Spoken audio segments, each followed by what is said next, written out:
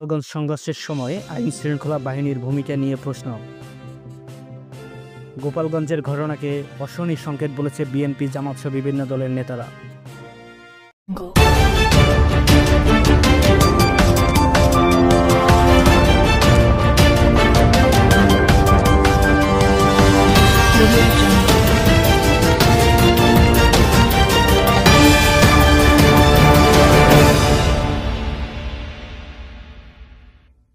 গোপালগঞ্জ সংঘর্ষের সময় আইনশৃঙ্খলা বাহিনীর ভূমিকা নিয়ে উঠেছে প্রশ্ন। গোপালগঞ্জ বুধবার জাতীয় নাগরিক পার্টি এনসিপির মাস্টার গোপালগঞ্জ কর্মসূচিকে কেন্দ্র করে সংঘর্ষ রূপ নেয় পরিস্থিতি। এতে প্রাণ হারায় অন্তত 4 জন এবং আহত হয় বহু মানুষ।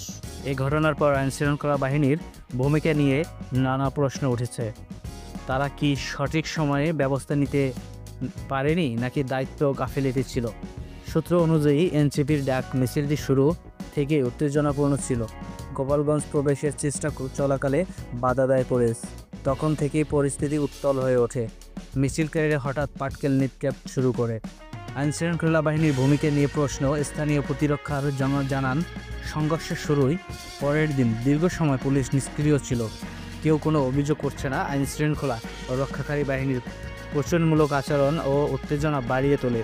অন্যদিকে পুলিশ দাবি করেছে তারা আত্মরক্ষার স্বার্থে ও নিরাপত্তার স্বার্থে বাধ্য হয়ে ব্যবস্থা নেয়। অন্যান্য মানবাধিকার সংগঠনগুলো বলেছে সহিংসতা রোধে আগে থেকেই প্রতিশ্রুতি নেওয়া থেকে অতিরিক্ত বল প্রয়োগ ও পরিস্থিতি শান্ত না করার বরং উত্তপ্ত তেলের মতো কিছু আচরণ আইনশৃঙ্খলা বাহিনীর ভূমিকা নিয়ে প্রশ্ন তোলে। সরকার বলেছে কোনো রাজনৈতিক দলের রাজনৈতিক কর্মসূচি যদি আইন অমান্য করে সহিংসতা রূপ নেয় তবে তা দমন করতে সরকার প্রস্তুত। গোপালগঞ্জের ঘটনাকে অশনি সংকেত বলেছে বিএনপি ও জামাত। বিএনপির রাজনৈতিক দল গোপালগঞ্জ সম্প্রতি এক সহিংসতা ঘটনার প্রেক্ষাপটে দেশের রাজনৈতিক অঙ্গনে উত্তেজনা ছড়িয়ে পড়েছে। সরকার বিরোধী রাজনৈতিক দল বিএনপি, জামায়াত ইসলামী বিরোধী জোট এই ঘটনাকে কেন্দ্র করে গণতান্ত্রিক ভবিষ্যৎ রাজনীতির জন্য অশনি সংকেত বলে অবহিত করেছেন।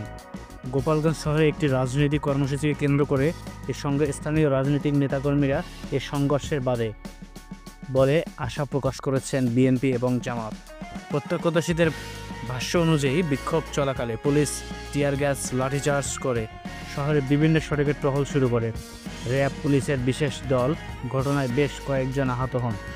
এই কয়েকজনকে আটক করা হয়। বিএনপির মহাসচিব মির্জা ফখরুল ইসলাম আলমগীর বলেছেন, গোপালগঞ্জ ঘটনায় কোনো বিচ্ছিন্ন বিষয় নয়।